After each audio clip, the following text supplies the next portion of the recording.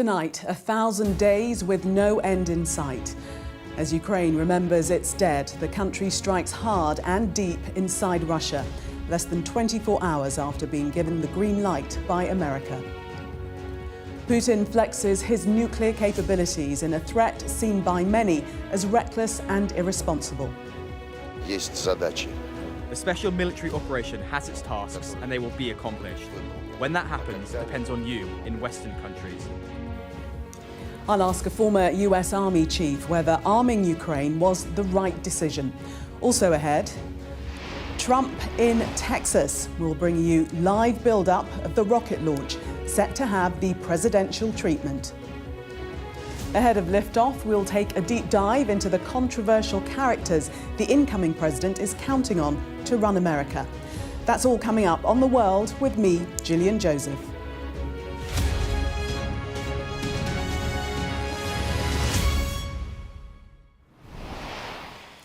Good evening. 1,000 days or 142 weeks. However you want to phrase it, the war in Ukraine has lasted longer than anyone might have predicted, and still to this day shows no sign of stopping. Conflicts can end in peace through a ceasefire or even a stalemate, but neither has ever truly become a reality since Putin's invasion in 2022. In fact, it's been quite the opposite. Dangerous rhetoric and serious threats have become the norm. We're going to continue with Ukraine in a moment, but let's take you straight to Texas now and live shots of Donald Trump meeting Elon Musk ahead of the SpaceX launch. That is the Starship, the 6th Starship flight test, due to launch later this evening. The window of opportunity, we're told, is from around 10 p.m. GMT to past. But Donald Trump, he arrived at Brownsville, nearest airport.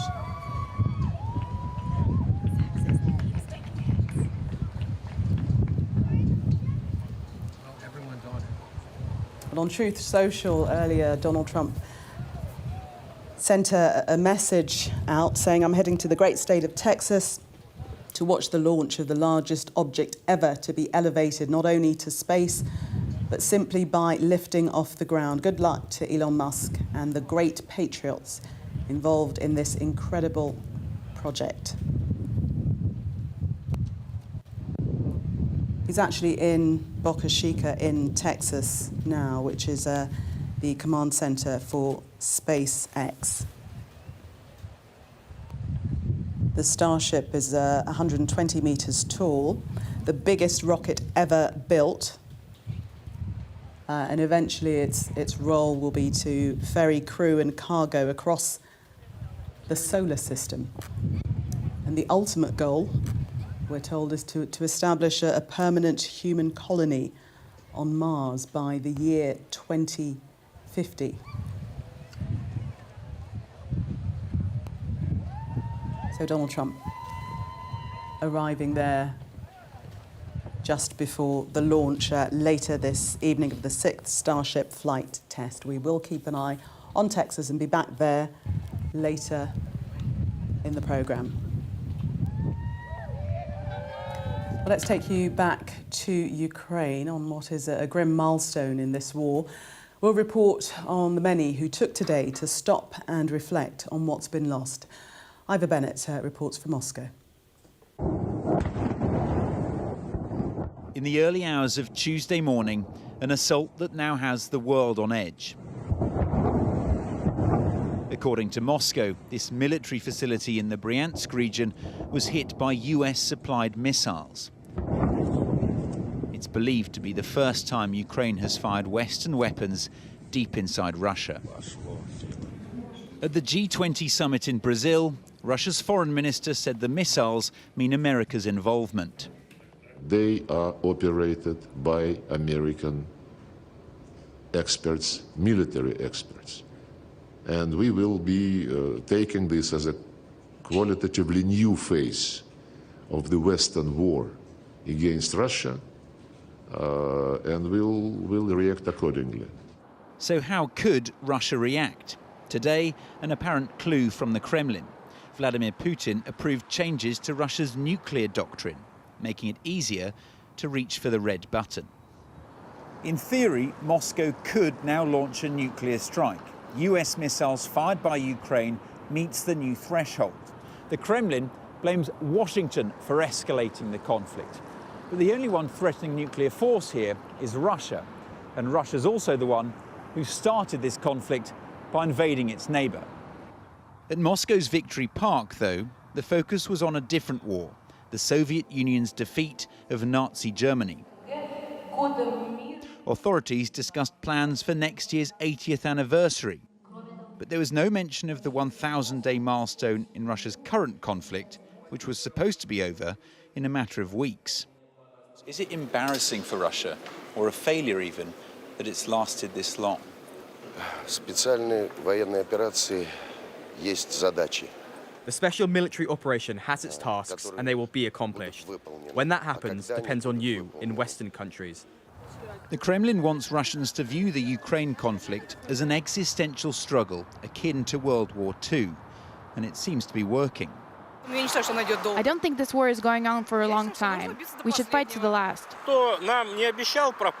No one promised us several weeks. It's all Ukrainian disinformation.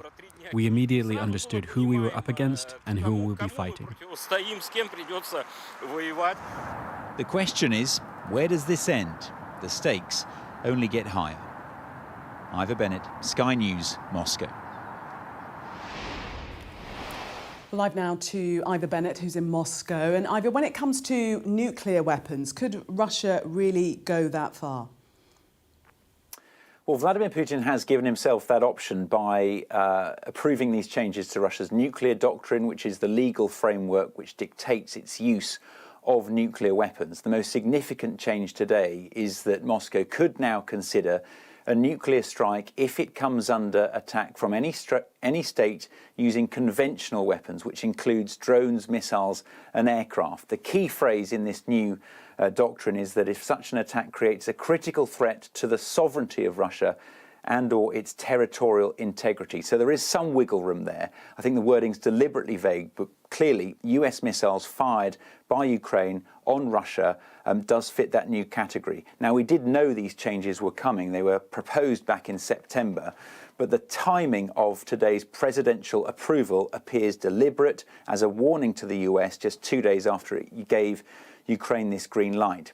It's unclear if Vladimir Putin knew about the Bryansk attack or not, but that's almost by the by, because he must have known that at some point soon a US missile fired from Ukraine would hit Russian soil, and he'd be put in this position with everyone wondering what he's going to do. And Ivor, the US seemingly seeing this as a bluff. Why do you think that's the case? Why such confidence? Well, for one, this is not the first time they've made these kind of threats. In the past 6 months, the nuclear option has been mooted countless times by Moscow to the point where it had almost begun to lose its meaning. Having said that, these changes to the nuclear doctrine do firm up the threat somewhat. They are the most concrete yet, but there are other compelling reasons too, I think. Russia's main ally, China, won't tolerate it, for starters. More importantly, though, I think, Moscow won't want to upset or risk upsetting the new US administration. All the signs are that Donald Trump will want to bring about a swift conclusion to the war in Ukraine, which would most likely favour Moscow, and launching a nuclear weapon right now would almost certainly derail that. Having said that, of course, there is always a chance that Russia could do the unthinkable. Just think back 1,000 days, and few thought that they would ever launch a full-scale invasion. Ivor, thank you. Well, let's take you back now to live shots coming in from Boca Chica in Texas, where Donald Trump has just arrived. He was greeted by Elon Musk. That is the SpaceX command center, from which the launch will take place a little later this evening. That is of the 6th Starship flight test due to take place this evening. We're told that the weather conditions are good for the launch, and if all goes according to plan, through a window from about 10 p.m. GMT to 10:30. That's when the launch will take place. Well, standing by on South Padre Island is our correspondent Martha Kellner, from where I believe you'll be able to see the launch take place. Martha. Yeah, that's right, Gillian. I'm on South Padre Island, which is a small strip of land, and hundreds of people packed onto the beach and rocks here, which overlook a small channel of water overlooking the Boca Chica part of Texas. We're very near the Mexican border. And it's from there that you see those pictures together of Elon Musk and President-elect Donald Trump wearing his Make America Great Again cap. These two men have been basically inseparable since Donald Trump's election victory 2 weeks ago. And in fact, before that, Elon Musk was perhaps the single most influential figure in the presidential election. But we saw on election night, Donald Trump surrounded by members of his family, his closest friends, his children, his grandchildren, and stood with him all the time was Elon Musk. He's been a figure in Donald Trump's Mar-a-Lago home in Florida almost every day since that election. He has now become undoubtedly one of his closest confidants. He's been consulting Donald Trump on his picks for his cabinet. He has, of course, himself been appointed to this new governmental agency, the Department of Government Efficiency. And I think, if anything demonstrates the closeness of these two men at the moment, it's the fact that Donald Trump, just months away from becoming president once again, has travelled across the country around a 3.5-4 hour flight from Florida to Texas to be at this launch. And in fact, he was writing on X earlier, congratulating Elon Musk and, in his words, the great patriots that have contributed to this project. So we're about 45 minutes, 50 minutes away from the start of this launch period now. There's a half-an-hour launch period during which we will see this incredibly powerful rocket, the most powerful rocket in the world, leave this launch pad. And we may even get to see the spectacle of these boosters returning to the launch pad, and then they'll be grabbed by these two mechanical arms. So certainly people here very excited to see what is the 6th test launch of this Starship rocket. Martha, how unprecedented is it for the man that is to be the next president, the president-elect, to be at this launch event of what is essentially a private company? Entirely unprecedented, and I think it certainly raises questions about the appropriateness of the closeness of their relationship. It's not unheard of for business leaders, clearly, to meet with world leaders, but the closeness of their relationship is certainly unusual, and it's something that Elon Musk could benefit from. Already with the status quo, SpaceX, which is the organisation which leads these launches, has very close relationships with federal government. Over the past 5 years, there have been $10 billion worth of contracts from federal government to SpaceX to send things up into space, whether that be cargo, astronauts into orbit, whether that be satellites or missile defence systems for the government. But some of what SpaceX does is held up by governmental bureaucracy. There have been complaints from the Environmental Protection Agency, for example, about the level of water pollution and the level of pollution to the local environment that these space launches cause. Elon Musk has made no secret that he would like to dissolve some of that governmental bureaucracy. He would like more of these space launches to take place. He wants 25 next year, 400 launches over the next 4 years, which would mean we see spectacles like this very often indeed. And you imagine behind the scenes, he will be lobbying Donald Trump in order to make that happen. So, yeah, there's definitely questions to be asked about conflicts of interest, given just how close they are. Yes, because Martha, he will be able to sign many of these launches through. That will be his department.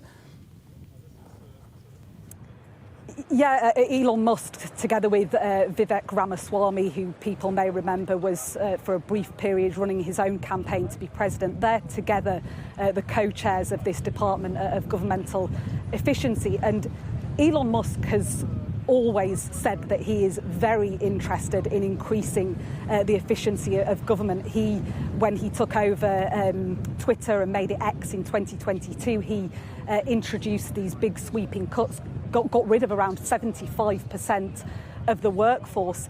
He said that he wants to, introduce these big sweeping cuts in government agencies as well. It's unlikely to go quite as deep as it has done in his own private companies, but he will essentially be in charge of making cuts to some of these agencies. Donald Trump has got a nickname for Elon Musk, and it's that he's cutter-in-chief. So he will essentially be overseeing some of these agencies that are supposed to regulate the companies which he owns, because it's not just SpaceX.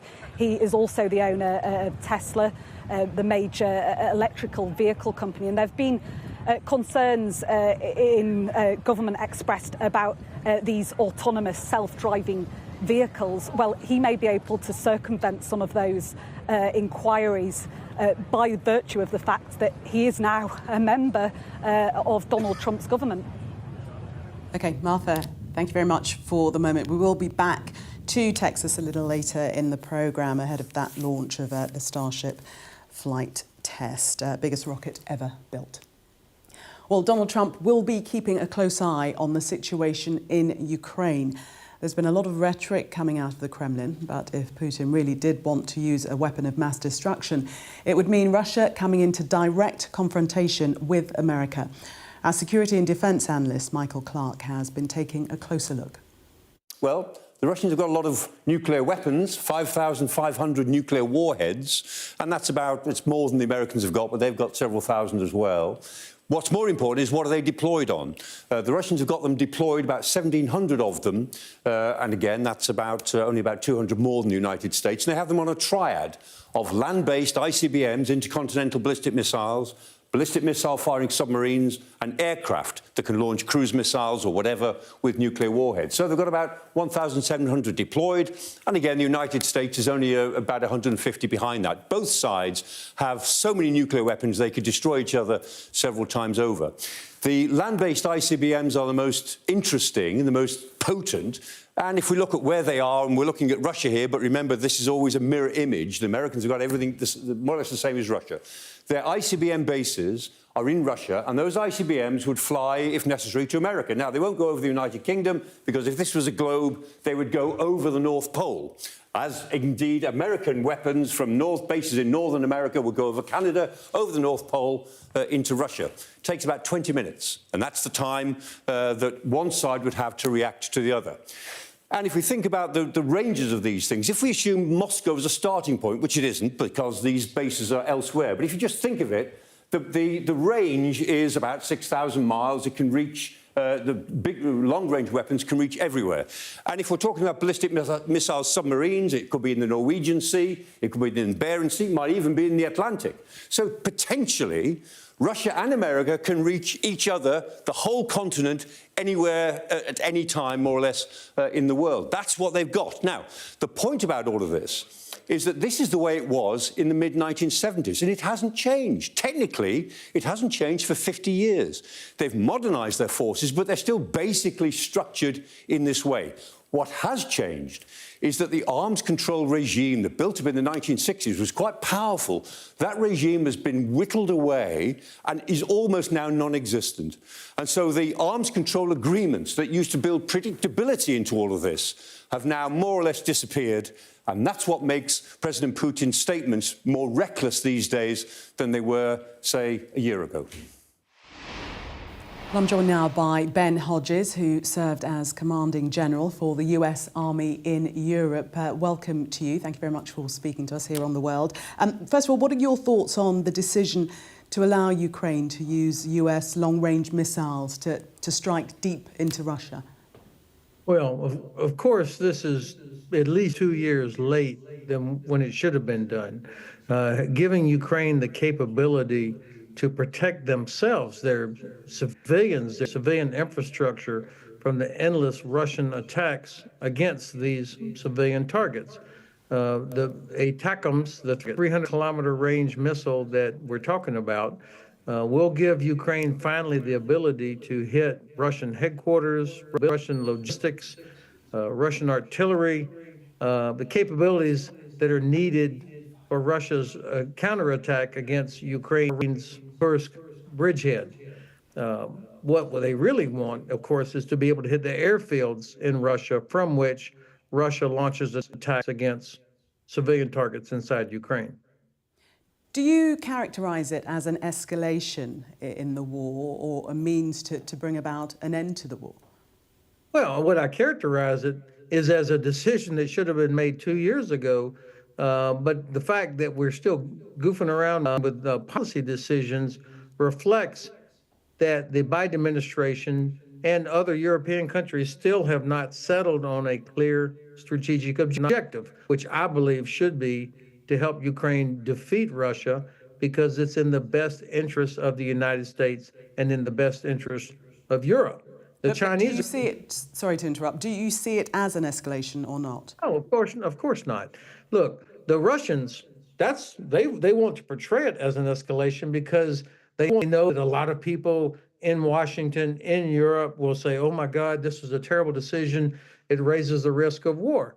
But look, just about 3 days ago, the German Chancellor, Olaf Scholz, called Putin and said, "Look, you have got to stop doing what you're doing, stop escalating." The very next day, the Russians launched one of their largest air raids against civilian targets in Ukraine. The Russians do not care about these things. They only respect strength. And hopefully one day we will all wake up to this reality of who and what Russia is.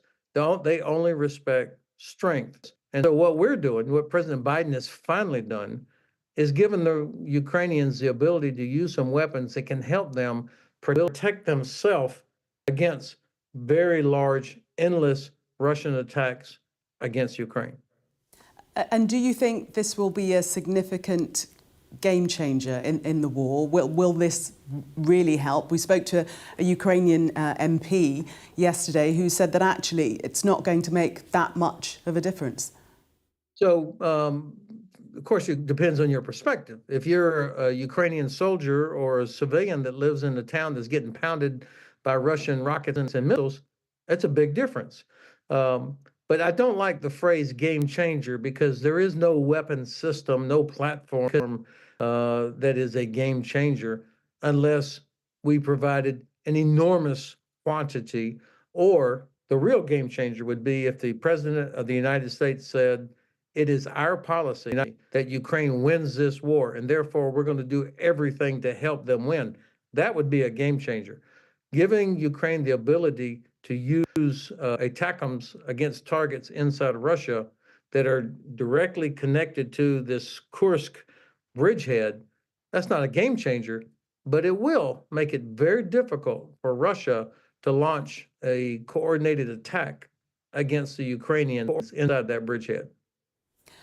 Of course, there will be a new president, President-elect Donald Trump. Do you believe that he will continue this policy that Joe Biden has now put into force, or might there be a U-turn in terms of the help for Ukraine? Well, that's a very good question, and it's one that's asked by everybody. What is the Trump plan for Ukraine, for Russia? What's his policy going to be? Based just on what he said during the campaign and what people around him, like Vice President-elect Vance, Elon Musk, and Donald Trump Jr., it's not good news for Ukraine. However, it's a different story when you actually are the president and you're responsible for the consequences of decisions. And my sense is that what President Biden has done is a gift to the Trump administration, that he has increased some capability, not significantly, but some capability for Ukraine. And so that when the Trump administration takes over on 20 January, they will have so much leverage over the Kremlin. I believe that the Russians are on their last legs. I mean, their economy right now is being propped up with artificial means. I don't believe they can keep doing what they're doing through the end of 2025. They're having to get ammunition and drones from North Korea and Iran. They're depending now on North Korean troops because they don't want to draft young men out of Moscow and St. Petersburg. So the Russians actually are in trouble. And Donald Trump, if he's the president, can start using all of the economic tools that the Biden administration has failed to use, such as stopping the export of oil and gas to China and India, or to go ahead and say, okay, Ukraine can have everything they want and use it however they want if Vladimir Putin does not negotiate in good faith. And of course, there's almost zero chance that the Kremlin will negotiate in good faith. So we'll see what happens. I'm more optimistic about what the Trump administration will do now than I was before Biden made this decision. OK. Ben Hodges, thank you very much for sharing your insight with us. Ben Hodges there, former Commanding General for the US Army in Europe. Thank you. Thank you. Stay with us on The World. Coming up, we'll cross back to Texas, where Elon Musk and Donald Trump are together for SpaceX's latest Starship test.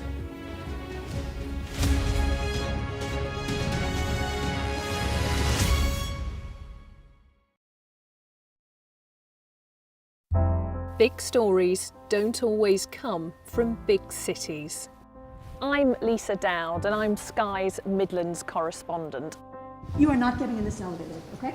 The judge made it very clear that she could see no justifiable reason why Sakoulas wasn't here facing British justice. I promised I would get him justice.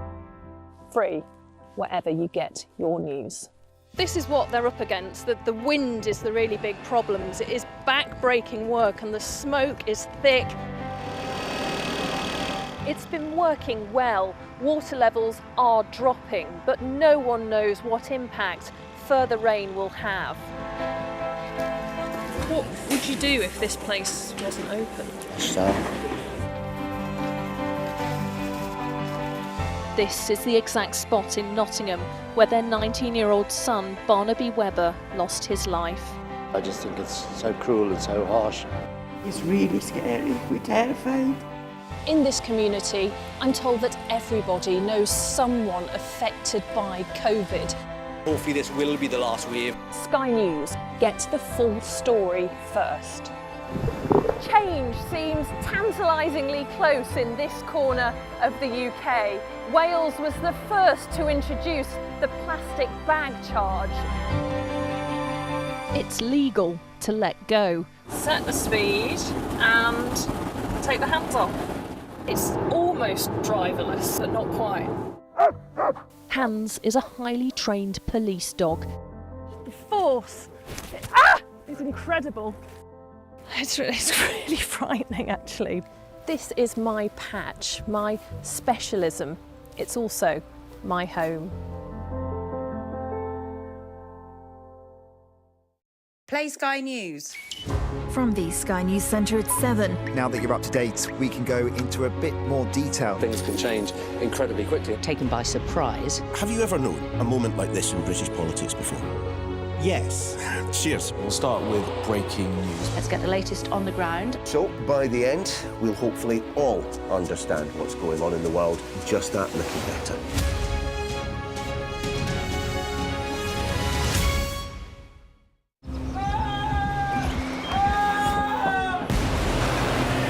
The most significant day of this conflict. They keep telling us that they want aid. And this is what's left of it. Tanks, heavy vehicle. Why only in America? People want their country to work. Just want a job in a normal life. Why are these homes empty? I want you to be honest with people. That has happened within minutes. Sky News, the full story first. Free wherever you get your news. We arrive. A secret hospital hidden in the Myanmar jungle, treating the victims of this bloody war. This is Myanmar today. Its military rulers don't want the world to see, but we have. I fight for my own future. I fight for my generation's future. This is an actual crime. They don't care for that. Myanmar army is only a couple of kilometers away. So this is a major humanitarian disaster.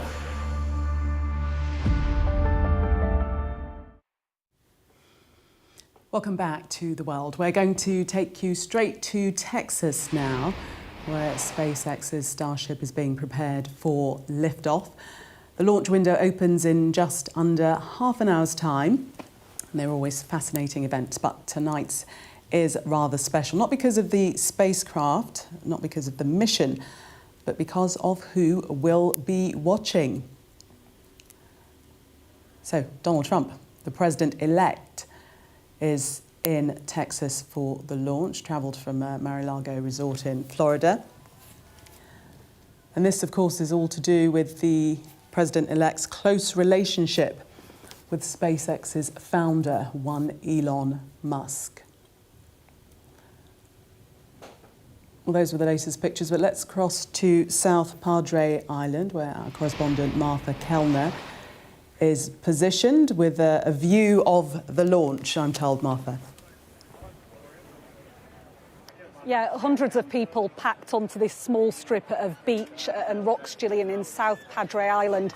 We're overlooking this small channel of water, and just beyond there on the horizon is Boca Chica in Texas, which is close to the Mexican border. And that's where President-elect Donald Trump and Elon Musk are now, close to that launch pad from which the sixth test flight of this incredibly powerful Starship rocket will take place. In around a half an hour, that launch window opens. It will last around half an hour. So at some point during that period, we'll see this rocket take off. And we may get to see once again this incredible spectacle of the precision landing of the giant rocket booster. So there are almost like chopsticks, like mechanical arms, which are positioned on this launch pad, which may be able to grab that rocket booster as it comes back into land. So we'll wait to see, but that's certainly what people here are hoping to see. We've already seen Donald Trump arriving, greeted at the SpaceX headquarters behind me by Elon Musk. Evidence, once again, of just how close these two men have become during the past few months or so. Elon Musk, perhaps the most pivotal figure in the presidential election. He was hugely visible in the last couple of months of Donald Trump's election campaign. And he's been by his side almost constantly in the 2 weeks since Donald Trump's victory. Elon Musk has been a permanent figure at Donald Trump's home in Mar-a-Lago in Florida. On election night, people may remember Donald Trump surrounded himself with his children, his grandchildren, his closest friends. And right there alongside him is Elon Musk. He very much has the president-elect's ear. He was part of a phone conversation that Donald Trump had with the Ukrainian President Volodymyr Zelensky. He's closely consulting the president-elect on his cabinet picks. He is also now a co-chair of this new governmental agency, the Department of Government Efficiency. And I think, if anything shows just how close they've become, it's these pictures of the two men walking in step with each other. Donald Trump having travelled across the country 3.5 hours from his home in Florida to be here in this part of southern Texas. And there was some video which just came out a short while ago from SpaceX, which showed Elon Musk talking Donald Trump through what he can expect to see when this rocket takes off. He described Elon Musk as it looking almost like a skydiver when it comes back into the air. He said the wings of the rocket are almost like the arms of a skydiver. And he was talking about the possibility of seeing that precision rocket landing, which is the spectacle which people here are really keen to get a closer view of as well. Martha, thank you very much for the moment. We'll definitely be back to you a little later on this evening. But I'm joined now by our Science and Technology Editor, Tom Clark, and Thomas Gift, Director of the Centre on US Politics at the University College London. Welcome to you both. Tom, I'm going to come to you first of all. This is the 6th Starship flight test. So it's happened before. What's the likelihood that this will be successful? He's had a pretty big run of luck, Elon Musk. I mean, he's someone who, don't forget, at the beginning, he had this mantra of failing fast, pushing his engineers to take risks, to spend the money, prove that they could do reusable rockets. But the last few tests of Starship, in fact, all the tests of Starship so far in the full assembly have been successful to one degree or another. It's got off the launch pad, it got into space. capped off with that incredible achievement. Even his biggest skeptics, arch rivals, had to congratulate him on the feat that they achieved with the 5th test with catching it with these chopsticks. Just such an incredible feat of engineering and persistence and sheer sort of will and determination of his teams of engineers. But all that said, there's no guarantee. It is a test. They do take risks that they would not take with a normal payload mission on a rocket, something they're doing every day with Elon Musk's large fleet of Dragon spacecraft. So things could go wrong. It would be amazing if they could repeat the catch procedure, refine it slightly.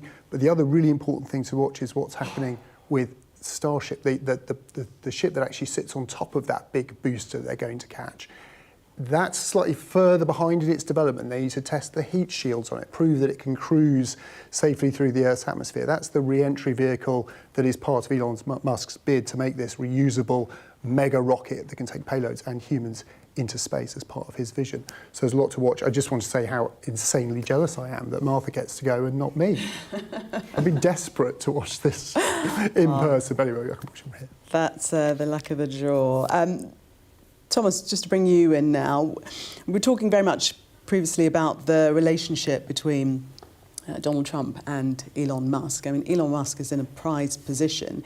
He's going to be co-head of DOGE, Department of Government Efficiency, which signs through things such as this launch, which he says in the past has been slow and laborious, and he can build the rockets quicker than he can get the paperwork done. So, I mean, he's in prime position, isn't he? Well, Donald Trump has called Elon Musk a super genius, a star, and a very special guy. And he really has Trump's ear at the moment. I don't think that there is anyone inside of government or outside of government that has quite the influence as Elon Musk does right now. The interesting thing to watch as this relationship develops is whether Donald Trump is okay sharing the spotlight with Elon Musk. We know that Donald Trump is kind of a megalomaniac. He loves being at the center of attention. Is he willing to share this relationship with Elon Musk? And at some point, these are two very, very large egos. Will they hit up against each other and combust? What's in it for Elon Musk? Well, I think a couple things are in it for Elon Musk. One is that I do think he's a true believer ideologically in some of the positions that Donald Trump has articulated during his campaign and now during the transition. But of course, he has all of these enterprises, SpaceX, Tesla, and X, that are affected by the regulatory landscape of the United States. Subsidies, taxes, how much red tape they're going to be subjected to. And so it's also the case that Elon Musk has quite a bit of financial interest in this. We're just seeing pictures now of Donald Trump. These are live, I believe now, the pictures that we're getting in. We saw him earlier meeting Elon Musk in Boca Chica. This is at SpaceX command quarters. He's there with Donald Trump Jr. Looks like they're explaining what's to happen. Add in on that point about the potential. He is a believer. He also has this mission. There are kind of more immediate benefits as well. You were talking about regulations. So obviously, the regulatory regime, he's accused of having slowed down his development program here. He now potentially has control over cutting through some of that red tape.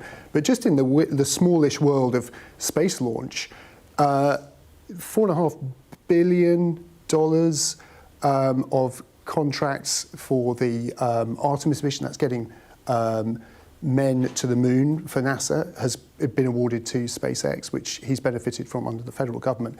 But a big rival in that, Space Launch Systems, this big NASA consortium of rocket builders, is beginning to look increasingly inefficient, unreliable compared to what Elon Musk is able to do. At the stroke of a pen, Donald Trump can sort of make that go away.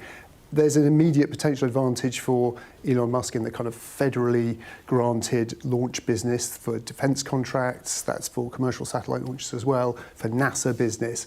But it's how much further that relationship goes, how deep and how much further. And I think that is fascinating, the question about their egos as well, and where it's going to be tested. Deregulation is great, but Donald Trump's also said he wants tariffs.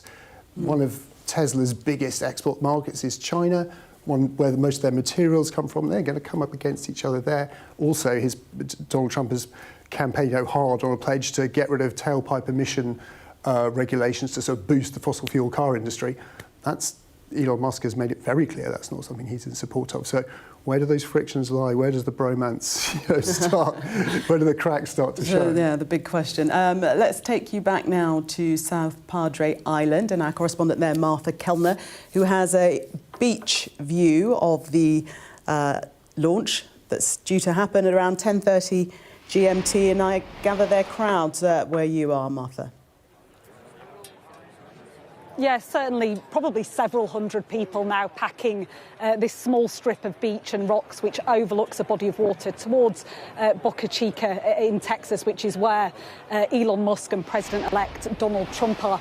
I noticed there pictures of Donald Trump together with his son, Donald Trump Jr., who has been with him throughout his presidential campaign also the last few weeks. There was that picture, wasn't there, on Trump Force One the other day. They were on their way back from meeting President Biden inside the White House, and Donald Trump was with his son, Don Trump Jr. He was also with a number of other key figures in his future administration, and right there, sat around the table with him, was Elon Musk eating McDonald's, and that goes to show just how close they are, just how much Elon Musk is right alongside Donald Trump. They are billionaire besties, certainly at the moment, but interesting what you were reflecting on in the studio there about just how long can this relationship continue so harmoniously, given that these two men are both, huge personalities in their own right. They're both known for having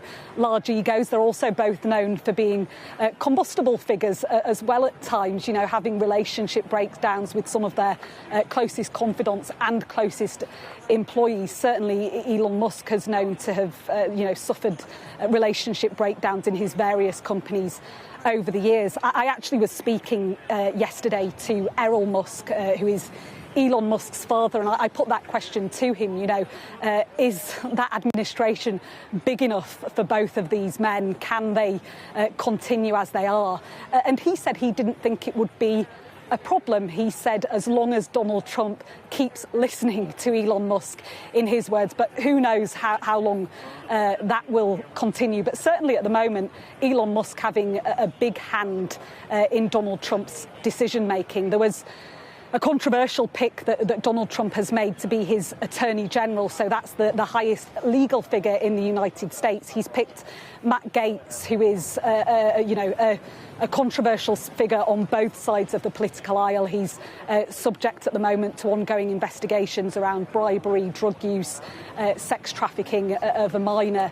And that pick is, it's not certain to go through, but Elon Musk has been writing on X today, praising the pick of Matt Gaetz, saying that he represents a hammer of justice for the United States. So he's certainly getting behind Donald Trump in almost every decision that he's making, and perhaps that's not that difficult to understand given what Elon Musk stands to gain from this relationship. Just interesting where I am, overlooking Boca Chica. The launch pad of this Starship, which you can see on your screen now, it's in Boca Chica, and it's surrounded by national parks and protected wetlands. And recently, one of these launches sent so much sand and rocks into the air that it destroyed a nesting patch of migrating birds, and that angered a lot of environmental campaigners. And certainly, the Environmental Protection Agency has put a cap on the number of these launches that are able to take place because of concerns about water pollution. SpaceX have countered that by saying they don't think that there is significant water pollution from these launches. But Elon Musk, in his new role as co-chair of DOGE, this Department of Governmental Efficiency, may be able to circumvent some of that federal bureaucracy which has annoyed him so much in recent years. He talks a lot about pen pushers preventing him from continuing with his projects at the speed that he would like. He'd like 25 of these launches to take place next year. He'd like 400 in the next 4 years. So spectacles like this could become increasingly more common in a Donald Trump administration. OK, Martha, thank you very much from your vantage point. We'll be back to you later in the evening, but still with me, our science and technology editor, Tom Clark, and Thomas Gift, director of the Centre on US Politics at University College London.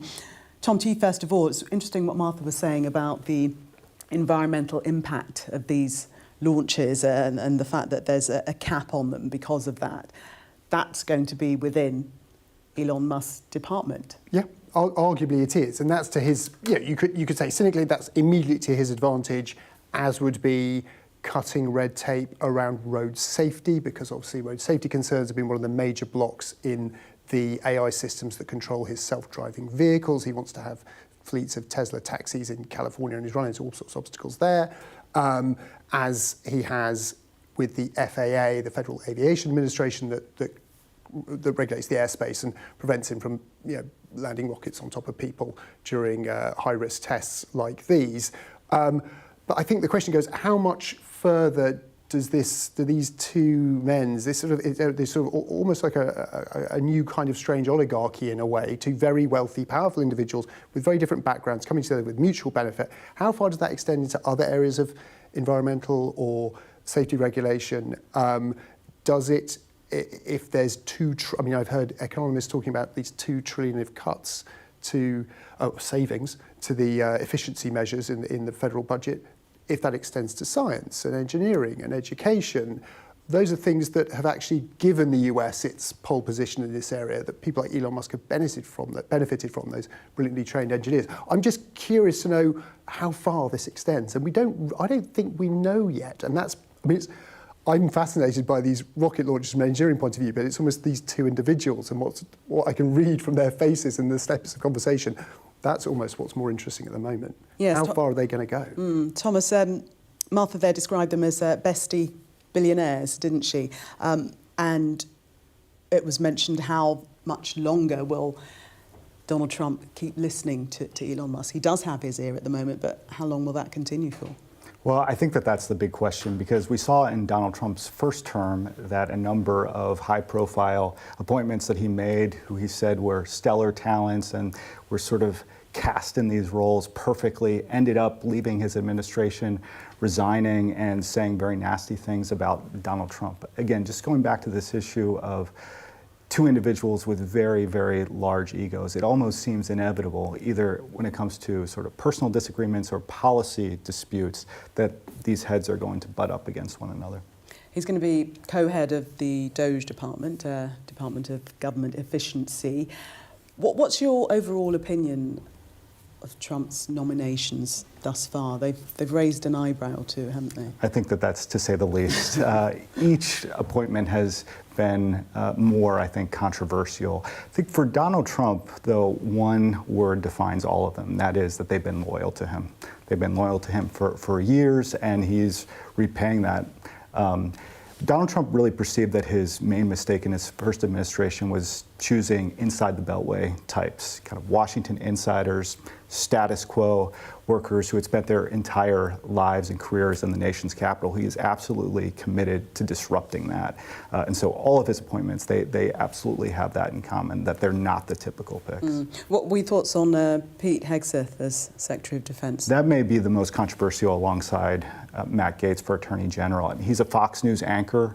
It doesn't surprise me entirely, though, because during his first administration, Pete Hegseth was known as Trump's war whisperer. He played a major role in lobbying for a number of pardons for former U.S. service members who were convicted or charged with war crimes, and there was a lot of reporting that he had Trump's ear, particularly on military issues. So for him to elevate him to the head of the Defense Department probably isn't too surprising. Tom, still looking at pictures of Donald Trump. There's much greeting and pressing of the flesh going on. Ultimately, what is SpaceX trying to achieve with this launch? What's the long game? Yeah, the long game is to build a rocket that is bigger than any that's flown before. They've already demonstrated they can do that, but one that can be rapidly reusable. And I think one of the things they're most excited about to champion today is it's a month, or just over a month, since they last flew a test of this rocket. They can get it reconditioned, put back together again, or they've got spares on the shelf that they can put into the configuration to fly again. That's very much part of what they're trying to do. The bigger rocket you can build, the more payload you can squeeze into it. Immediate benefits to what SpaceX is trying to do right now, that's launch more of their constellation of Starlink satellites, which are quietly revolutionizing access to the internet and to data services in areas where it was never possible to reach before. To get sort of global supremacy on that, they need to launch a lot more of that constellation. But they're leaving everyone else for dust in that regard. So they can do that with it. You can also launch much bigger commercial payloads and put multiple satellites or whatever your space payload is on there. But obviously the thing that Elon Musk talked about the most is his desire to leave Earth behind, colonize other planets, including Mars. You need a rocket this big to get you there.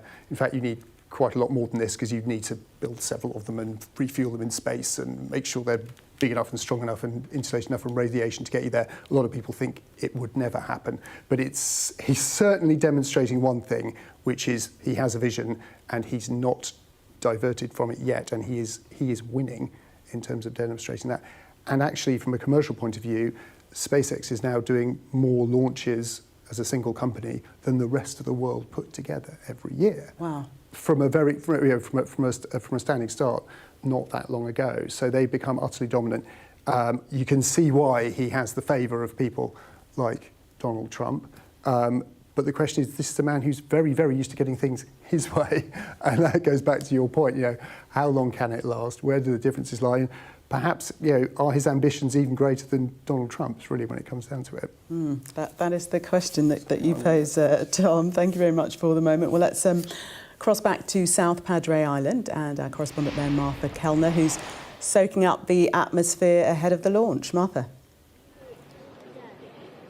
Yeah, lots of very excited people here, Gillian, especially as this launch window grows ever nearer. I'm on South Padre Island. You can see in the background the launch pad for this Starship rocket, and I'm told we just saw some smoke coming from the bottom of the rocket, and that is the engines being cooled in preparation for takeoff.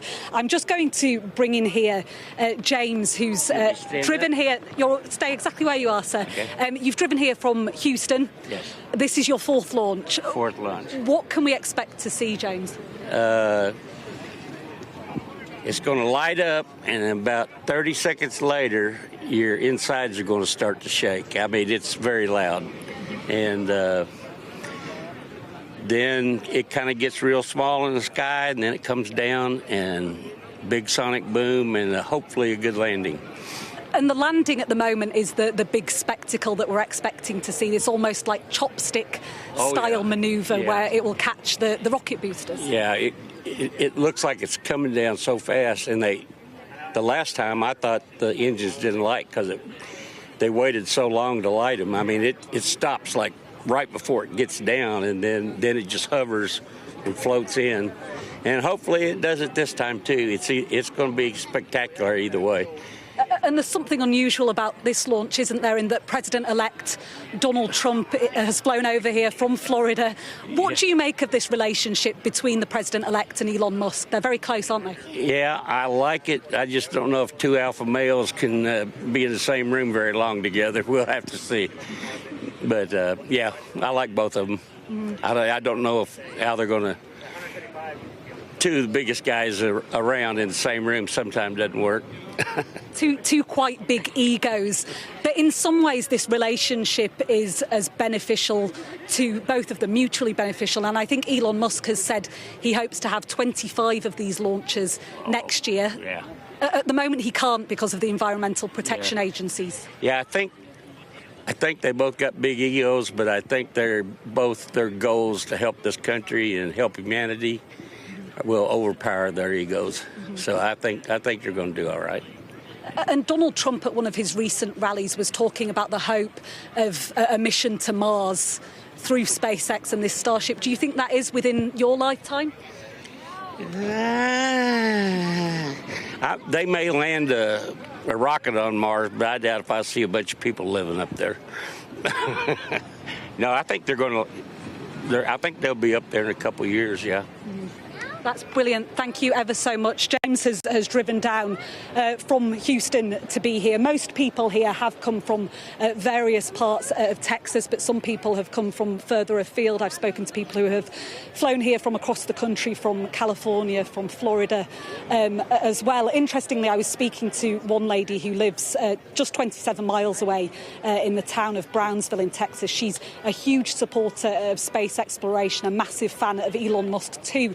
But she was saying when she remains in Brownsville when these launches are taking place, her whole garage shakes when the rocket goes up. And she says if we were to get to the stage where these launches were happening every 2 or 3 days, as is the stated aim over the next few years, she would be concerned not just about the environmental impacts to the immediate surrounding areas, the national park and the wildlife reserve, but also the noise pollution for the towns in this area as well.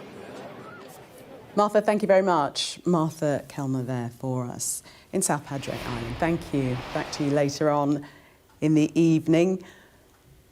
Donald Trump there, greeted earlier by Elon Musk himself at SpaceX headquarters in Boca Chica. Well, still with me, Tom Clark and Thomas Gift. And Tom, Martha there saying that Elon Musk is hoping for 25 launches next year. And we heard of some of the environmental impact of that. If he is co-heading this department, DOGE, Department of Government Efficiency, one of the things he'll be able to do is sign through these launches. I mean, I don't know how quickly it will take to rewrite various bits of legislation. That it's my understanding. I may defer to my learned colleague, the professor here, but I think they have to go through Congress. And I don't think at the stroke of a pen you can strike out existing regulation. There has to be time, unless executive orders and things come into place. But he can. I certainly imagine that would give him the power to lean more heavily on those agencies. I mean, they're there for a reason. They're there when, I think it's more, the restrictions on his operations are more to do with these test flights, because there are certain things you don't know might happen. It might blow up, it might fall short of its intended altitude. With routine flights, once he's got some of these uncertainties nailed down through the testing process, they're easier to regulate. And I don't think he'll have as many obstacles from the FAA, actually, if that process takes longer than it does. And I think, let's not forget, we did hear a lot of big talk under the last Donald Trump administration of shredding regulations, cutting red tape, leaving the Paris climate process. He didn't deliver on all of those things. It took a lot longer and frustrated by Congress a lot more than they thought. So it remains to be seen how quickly Elon Musk and his new department can scythe through this stuff. But that's certainly something that could happen. I think it's important to remember, though, Elon Musk has done very, very well, but he's still in the testing phases. He's still got an awful lot to prove in terms of whether this system works reliably and effectively. They haven't yet demonstrated the landing of the Starship, which is the spacecraft that sits on top of that big boost. You can't quite just make out in the pictures there. There's been issues with its heat shields and the flaps that control it. They've been splashing it down in the ocean and not recovering the actual ship to see how it's operated. They've got a big development schedule ahead of them. I think that's sort of fairly ambitious talk from Elon Musk. But then again, he tends to deliver on his ambition. Mm-hmm. Thomas, final thought from you in terms of what we heard with Martha speaking to her guests about the two huge egos. Will that relationship hold strong? I'm just very, very skeptical. I think when Elon Musk gets to Washington and spends time there, he's going to realize how much he's fighting against entrenched interests. They call Washington the swamp for a reason, because it's difficult to drain. And if Donald Trump is hoping that Elon Musk can succeed in this big ambition of cutting federal spending by about a third, he may be sorely disappointed, and that may be the beginning of the unraveling of this relationship. But at the moment, at least, he does have his ear. And to what end will that be his success? Well, I think that's sort of the big question. Right now, Elon Musk is playing a very pivotal role when it comes to personnel selection. So all these cabinet appointments and high-level positions, that's going to constitute sort of the bulk of the Trump administration and is going to shape the agenda. And to the degree that it's executed. So Elon Musk, regardless of how this ultimately turns out, right now is having a huge, huge impact. We'll see how the billionaire bromance turns out. Well. Thomas Giff and Tom Clark, thank you both. And we leave you with the pictures of the pre-launch. Flew right through that.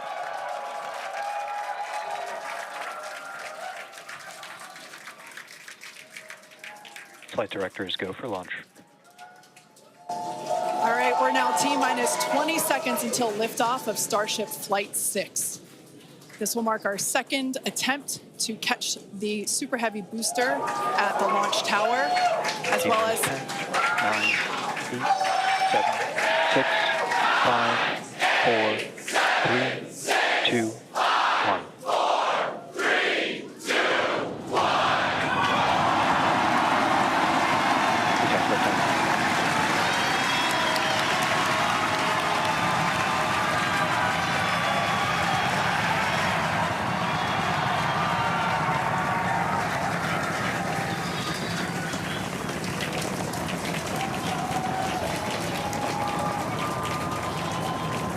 Vehicle is pitching downrange. Booster Raptor, chamber pressure nominal.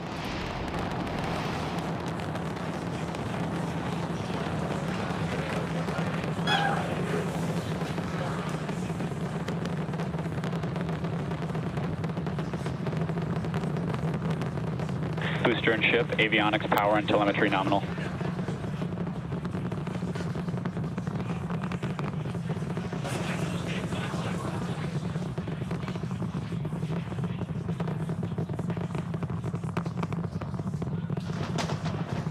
All right, we're just a little over a minute maximum into flight. Dynamic pressure. We're about 6 miles away, so all the sound's still hitting us here. Hearing good call-outs that power, telemetry nominal, that's flying straight and true. We do see all 33 Raptor engines lit up on telemetry screens.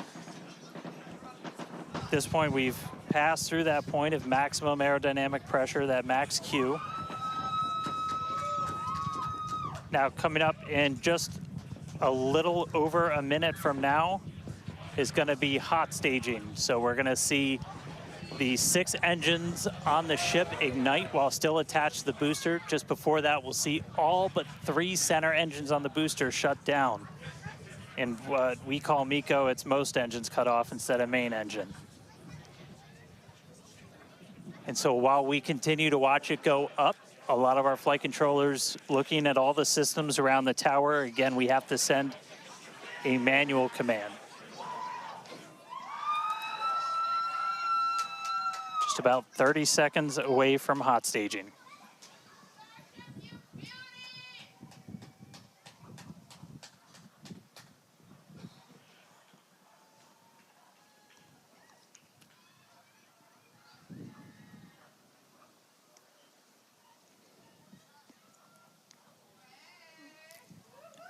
And we heard the tower is go for catch. Booster engine cut off. The return flag is set for true. Ship engine start up. Stage separation. All right, hot staging confirmed. 6 out of 6 lit on the ship. Booster boost back going. We heard that we are go for catch. Kate, Jesse, take it the views. Hopefully I got a booster.